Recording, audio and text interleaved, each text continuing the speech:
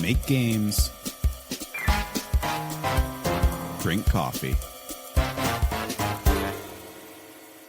Hey, good morning. I'm Aaron, and this is Make Games, Drink Coffee, a podcast featuring conversations with game developers about their jobs, their hobbies, and whatever they're passionate about.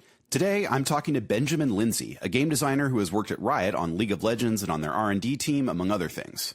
I usually try to keep these episodes to a tight 30 minutes or less, but I let this one go on a few minutes over because we went super deep on game design, difficulty in Silksong and Hollow Knight, what it's like to work on games like League of Legends, and more. Believe it or not, we actually talked for about 2 hours, so getting it down to 32 minutes was quite a feat. Fortunately, even though we're going deep on game design, I think the discussion is still very accessible, even if you're not a game designer. And Benjamin even ties aspects of game design to philosophy, which I thought was pretty cool. All right, enough of that. Here's the interview. My name is Benjamin Lindsay, aka Lobo, L-O-W-B-O. I'm a game designer. I have 8.5 years of experience in the games industry in double and triple A. Pretty much all of it is in multiplayer live service. I worked for Riot Games for 7 years, half of that on League of Legends and half of that on an R&D project. And then I worked for a startup called Sprocket Games. We were making a survival crafting game, and then we unfortunately went under. Video games wise, as a player, my favorite games are like, I guess the best way I found to phrase it is games where I can make numbers go up with my friends. So MMOs, ARPGs, basically gacha games, like progression-oriented RPG-ish strategy games that can be played socially are that's sort of my wheelhouse. So, like World of Warcraft is probably my most played game of all time. Played a lot of Destiny, played a lot of Diablo, a lot of Path of Exile, Honkai Star Rail, Genshin, a lot of gacha games like that. Yeah, that's my wheelhouse. A lot of people would consider those as all being different genres because the core loops of those games involve completely different modes of play, but ultimately the sort of outer loop is the same thing. And I think it's really interesting that that's what appeals to you, regardless of how different the gameplay is. I'm a little bit agnostic as to the core loop, although I would say my favorite is like action-y, RPG-y, but like my sort of the center of gravity is MMOs, right? So I like my favorite stuff is like action gameplay where it's not like that twitchy. It's more about, like in World of Warcraft, you'll have like 2 seconds to respond to something. Whereas in Dark Souls, well, maybe you'll have 2 seconds to respond, but that response then has to come in a very specific window to be successful. That's not really my thing. I like to sort of do resource management. I'm going to get really game designery, but I realize I'm using it on terms like, I guess, resource management under time pressure is like the thing I like the most. And then I just like progression-oriented games. And I just think as I get older and older, I notice that the social experience is more and more important to me. So like even when it comes to a single player game, I'm much more likely to play a single player game when it's like the game that everybody's playing, like with Claire Obscure and now with Silksong. So you sort of get to participate in the moment with everybody. I've joked that I'm always late to the party on whatever the trendy game is. And now that I have kids, like that's multiplied by 10. So I don't always feel that pressure to play what everyone else is playing, but I do definitely see what everyone else is playing and talking about and go like, that looks like fun. I'll get to it eventually. Yeah. I definitely feel the pressure a little bit. It's like if people are talking about a game and I'm not that interested in it, I don't feel the pressure to play it. But if it is a game I'm interested, I then feel the pressure because, like, for example, Silksong, I'm kind of behind the curve in Silksong and I want to beat it so that I can fully participate in the discussion without getting spoiled. But it's nice not to feel the pressure and be able to just do things at your own pace. A bunch of my questions are probably going to be, I was looking through your Blue Sky post for interesting things to talk about, and this came up. I noticed that you were talking about Silksong, and you sort of made the note of like, oh, it was so satisfying to beat this boss, but the run back to the boss was a pain. And for me, I like to progress in games. I play games to experience them. And so if a game makes me do the same thing over and over again too much, I kind of bounce off of it. So I did not beat Hollow Knight. I probably got like 3 or 4 hours into it. And then, I went exploring and found some really cool stuff and not a bench. And so then when I died and, lost like half an hour of progress, I was like, I do not feel like playing this again. So yeah, that makes total sense. Yeah. So I'm wondering, I think it's so interesting as somebody who is primarily interested in games that are very much not like that, because you've talked about, progression-based games, and Silksong is definitely not that. So do you have some thoughts on that sort of discourse about the difficulty and the sort of run back, or like, I guess another kind of game would be the corpse run mechanic, or whatever you want to call it? Yeah. Okay. So I think that there's two sort of sub issues here. One that is a little less complex and one that's tremendously complex. So the first one is, despite Hollow Knight not explicitly being a progression-based game in that you don't like level up, and like there's ways in which you become more powerful as the game continues, but that's sort of not what it's about. Right. However, like you do very much experience progression in terms of your skill or understanding of the game. I was probably talking about the run back to a boss called the Last Judge, which is like, that's sort of the boss that has the most notorious run back. And I do think that, like, I absolutely experienced a very satisfying feeling of progression fighting that boss, because the boss has very clear tells for its attacks, and learning those tells and like experiencing like, oh, at first I was very overwhelmed, and then I sort of got mastery, and then basically over time, like the first phase was like a little automatic, right? Like I still had to pay attention.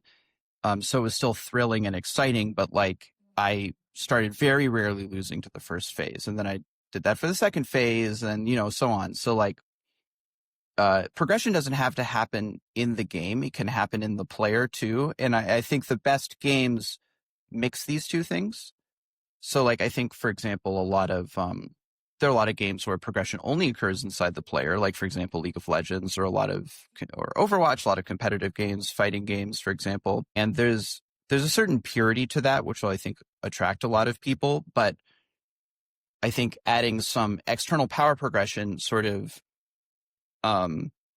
gives the player a little bit of a guarantee. Like, basically, competitive games are tremendously fulfilling if you really like invest into them, but not everybody's willing to do that. And so Dark Souls has this, right? Like, Dark Souls, famously tough game, it does have levels, right? Like, you can, if you're stuck on a boss, you can go grind a bunch and level up and then come back. Hollow Knight doesn't have that, but I don't know. Could there be a version of the game that's better if it did have a mechanic like that? Maybe. I'm not sure. And then the run back thing, I'm like working on a blog post about this, but I'm not sure what there is to say, because to me, like, this sort of ladders up into what I see as one of like the hardest and like most original question, like not original is not the right word, most sort of baseline lurking issues behind so much of game design, which is like, what is the difference between good difficulty and friction, or bad difficulty / friction? A lot of people think of game design as a very specialized form of UX design, which I think is like,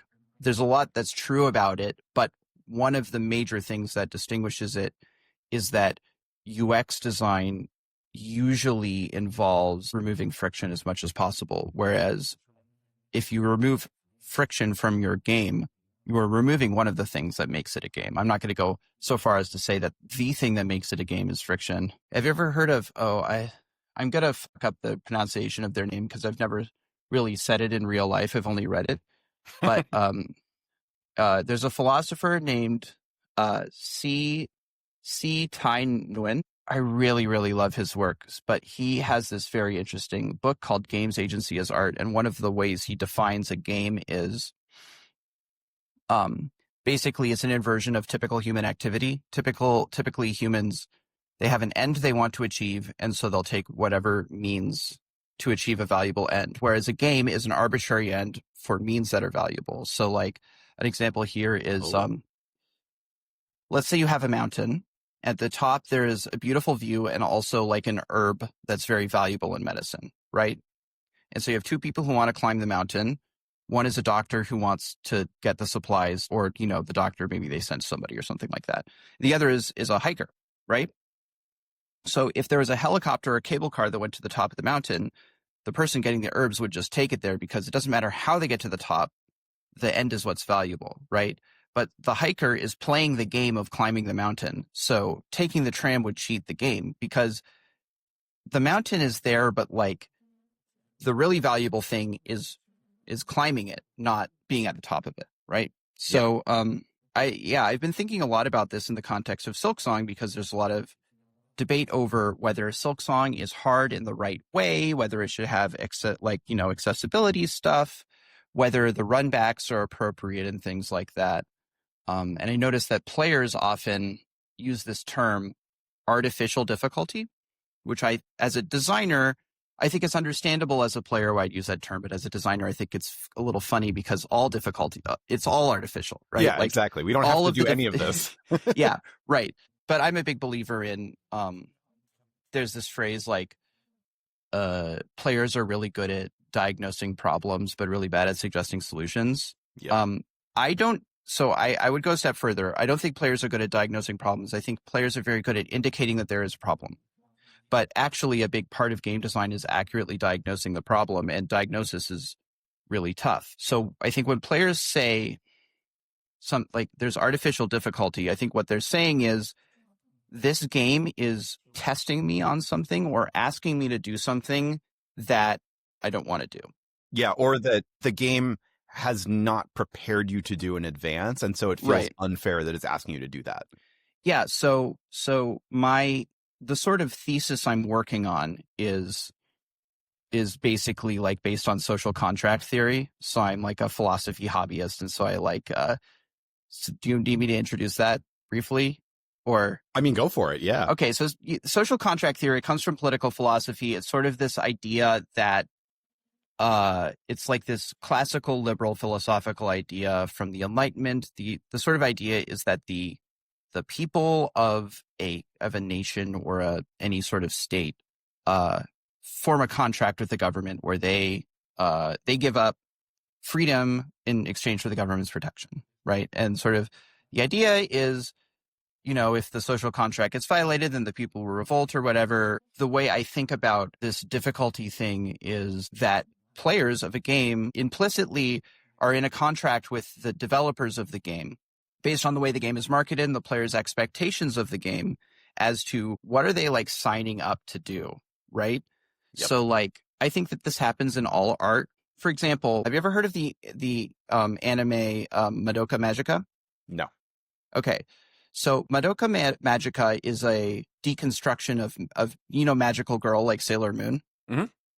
Okay. So basically Madoka Magica is a anime that appears to be at start like a very cute pastel colored magical girl anime where it's like middle school girls and they transform into like pretty outfits and they fight evil, right?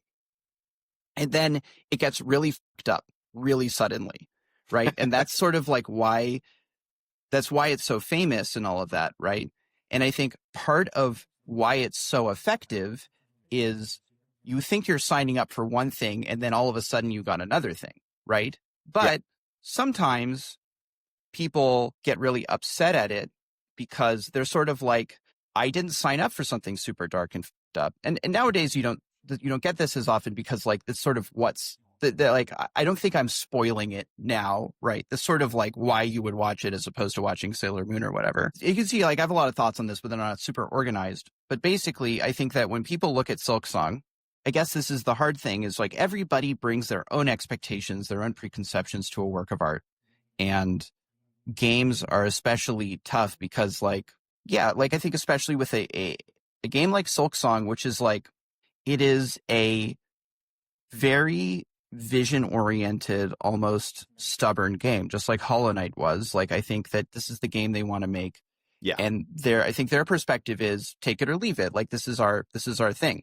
But when a game like that becomes such a sensation, then a lot of people come to it and they're sort of like, oh, well, now people want to participate in the moment, but maybe they can't. Maybe they're not experienced enough in games. Maybe they have a motor disability. Maybe there's not a lot of time to like get good at the game. There's like any of a number of reasons why the game might put you off. And so sort of regardless of my individual feelings as a player about the run back, it's sort of one of those things where I think that like an educated consumer, when they think about Hollow Knight, they'll think about the exciting, thrilling boss battles and like fighting some really difficult enemy and throwing yourself against it, or getting lost in this sort of maze and then like eventually finding your way out, finding the cartographer, finding a bench. People like sort of forget about those moments of friction like runbacks, and it's sort of not really part of their expectations. And so it's a bit of a violation of the contract, and is a violation of the contract in and of itself bad? Not necessarily, but it causes friction, and then people will talk about it and sort of, yeah. That's a very complicated and inconclusive way to say, I don't know, it's complicated. Make Games, Drink Coffee is brought to you by me. Yeah, Aaron here. There's no sponsor, I'm just doing this myself. Enjoy the music, I made it to be talked over, just like this. Anyway, I did recently re-upload my political satire idle game Troll Farm to the mobile stores, and I would love for you to play it. It's free, so I won't make any money, but I'm just really proud of it, and I feel like it's extremely relevant now for reasons that will become obvious as soon as you start playing it. Yeah, Troll Farm. Download it. Okay, that's it. Maybe someday there will be a real ad here so I can pay myself for doing this podcast. But that's not the case now. Anyway, back to the interview.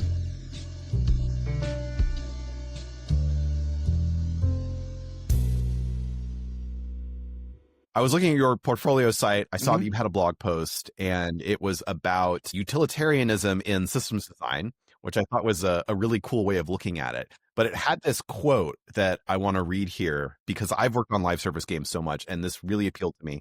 The quote is, "A systems designer on a popular live game is an interesting position, something like that of a government administrator. You're making decisions that affect every player in some way or another."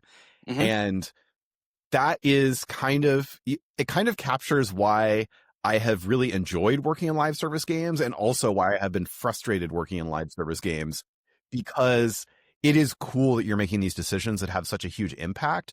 But at the same time, you do kind of have to think of it like a government administrator, where you're trying to just balance the utility of all these things across your user base and going like, well, if I change this, these people will be happy and these people will be upset. And is the scope of the amount of people upset and amount of people happy proportionate to the change that I want to make? Is this worth doing? And I think what's funny also to me is that in hindsight, having done the job, that is an obvious way to look at it.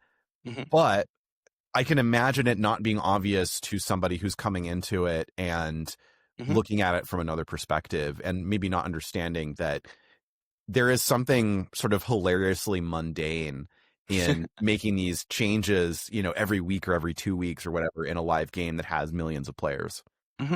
Yeah, for sure. I mean, yeah, it is. I mean, that's why I like it too. I mean, this is the thing I miss the most about working on League of Legends, is like working on something that people really cared about, and like sort of seeing the impact of my decisions, hopefully positive, sometimes negative. But I mean, yeah, that's something I had to learn really fast working on that game. I would do things and I would be pretty sure that they were the right thing to do. And, I would talk about them with my leads and other people. And it's like, okay, this is probably the best course of action. And then I'd do it. And then somebody would be really mad and they would tweet at me, or, sometimes there'd be like a player that would talk to me sometimes and I'd like them. And then I'd do something and it'd be like, man, this really sucks. I hate this. And I would be like, I'm sorry, but like, I can't tweet at somebody like, hey, sorry, I screwed you over and I knew I was doing it. Sometimes like I even thought of a person when I was making a change, being like, they're going to hate this. But like, you have to do it, and you have to find a way to be confident in those decisions. I think a lot of times when people are working on something influential, the consequences are often quite abstract, but then you're faced with them. Denial doesn't help anybody. You have to stare that in the face, especially often because as a systems designer on a popular game, the most often thing that we had to do was make a change that annoyed engaged and experienced players in favor of the more casual player base. I had to do this a lot because I was working on like alternate game modes for a lot of my time on League of Legends, which are like the for fun game modes, but like they often had this like core player base that was like really into it, and I was often screwing those people over in favor of like the more casual engagers. And yeah, like I am one of those experienced players. I'm screwing myself over a little bit too, but you still have to be confident you're doing the right thing. And I think that for a lot of people, they sort of detach emotionally and approach it from a business sense. And I guess I sort of stubbornly refuse to do that. So the thing that was more attractive to me was justifying it ethically and artistically rather than business-wise. I think that you're right. Like, I think that your way of looking at it is a better way of looking at it in the long term, because if people look at things purely in terms of business, they will end up locally maximizing forever. For sure. And you can do that in a way that optimizes for the players that you already have, but the players you already have will not have a retention rate of 100%.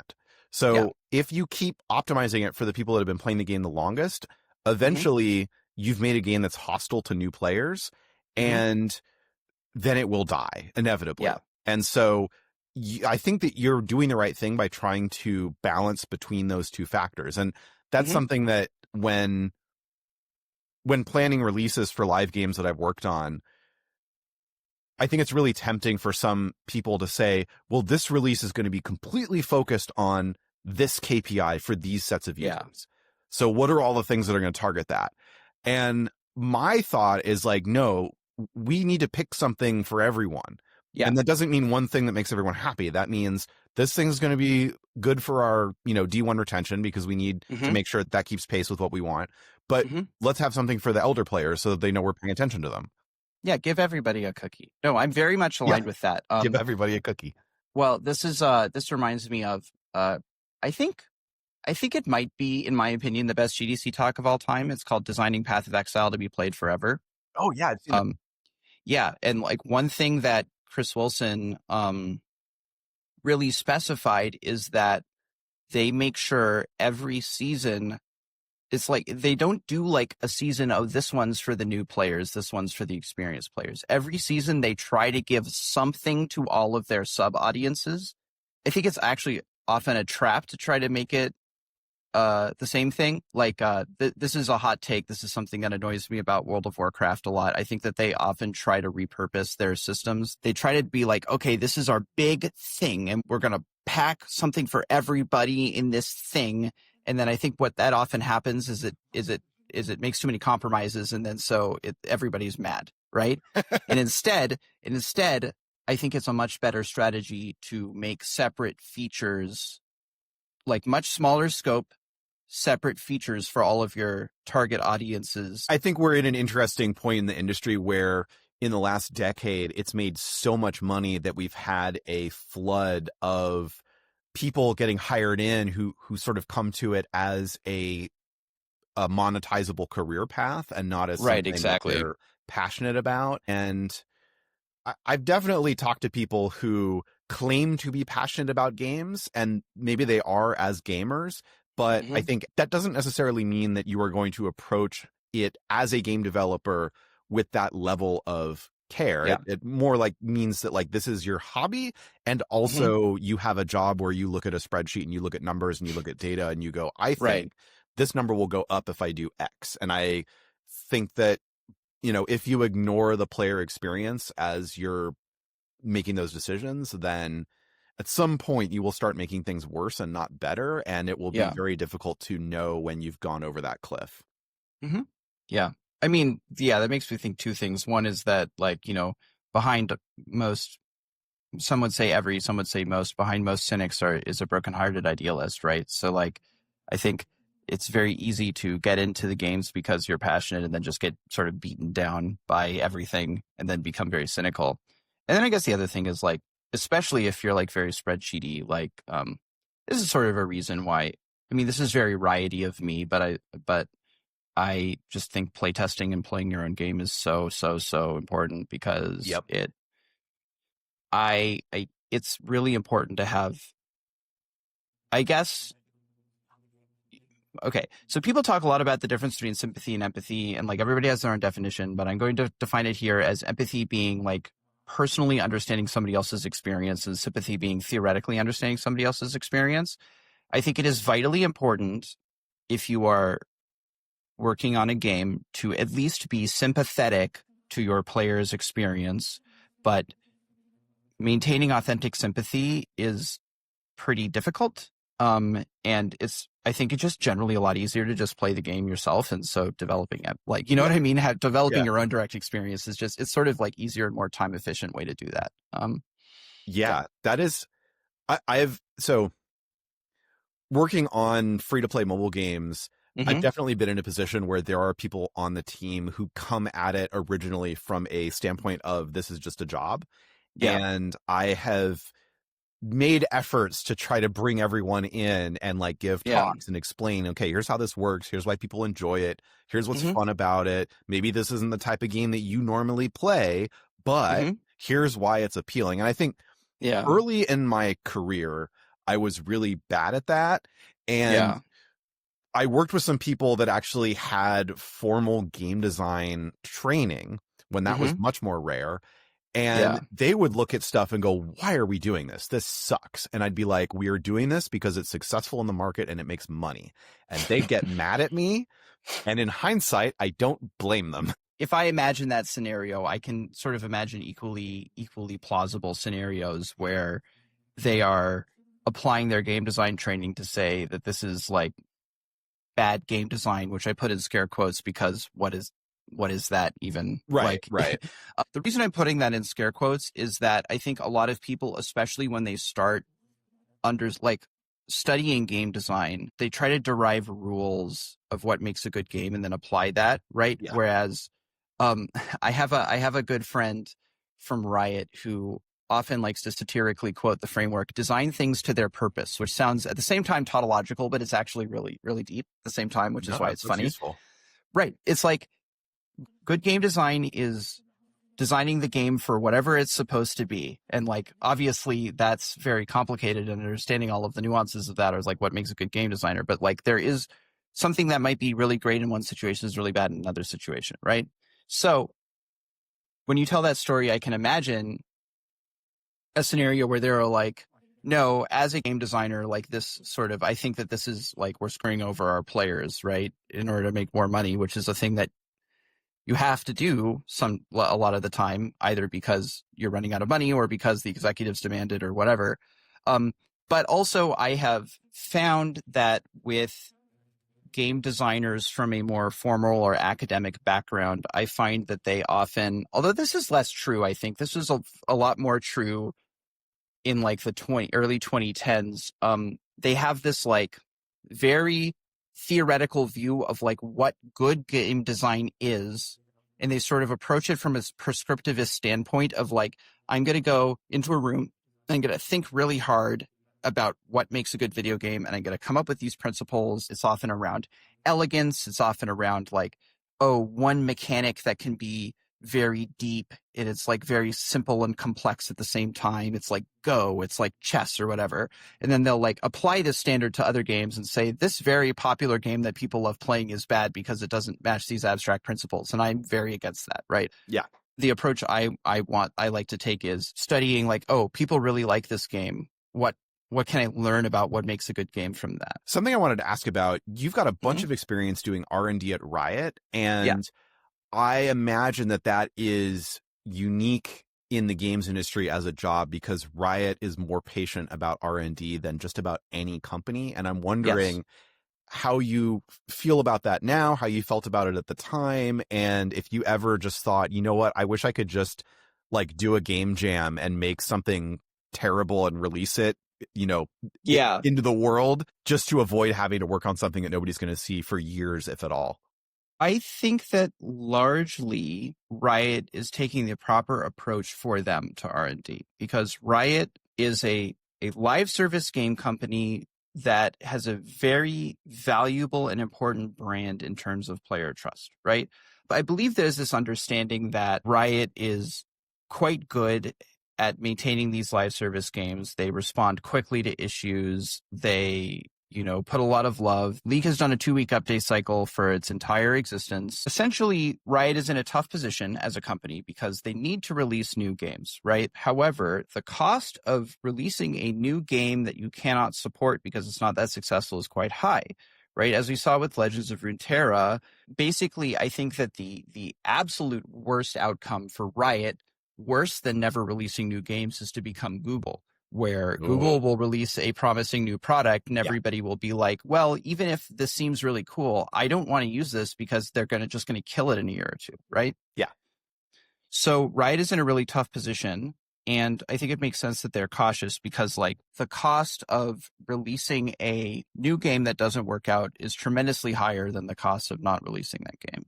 So a conservative stance when it comes to risk is important. Now, the difficulty of that then is that when you have a conservative stance, you want to really validate every new product, which makes the teams more risk averse.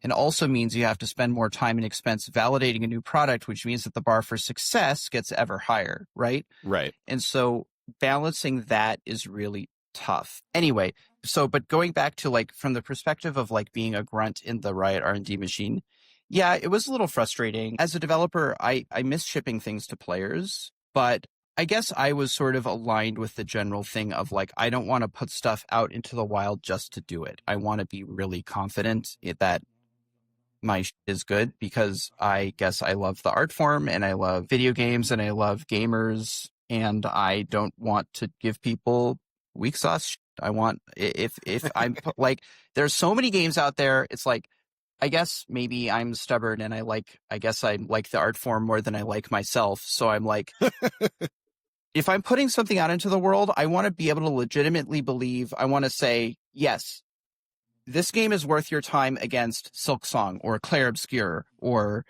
Clash Royale or League of Legends or World of Warcraft, right? Like, I want to legitimately believe, yes, this game is that good. And if it's not, I would rather not put it out in the wild, right? It's sort of a little lame looking at my portfolio being like, yeah, the last like 4 or 5 years of my career, all I can do is be like, I did this. Can't tell you really exactly what I did, but, you know. Yep. Yeah. Yep. I get it. Benjamin Lindsay, thank you so much for being on Make Games, Drink Coffee. It's been really fun talking to you. I love being able to go deep about game design especially. And, that's something that I love talking about. And I'm glad that you love talking about it as well. Oh, yeah. Love nothing more. Thank you so much for having me. I've had a great time. And awesome. Yeah. All right. Hopefully you can do this again sometime. I would love to. Have a great weekend. And that's the show. Thank you for listening to Make Games, Drink Coffee.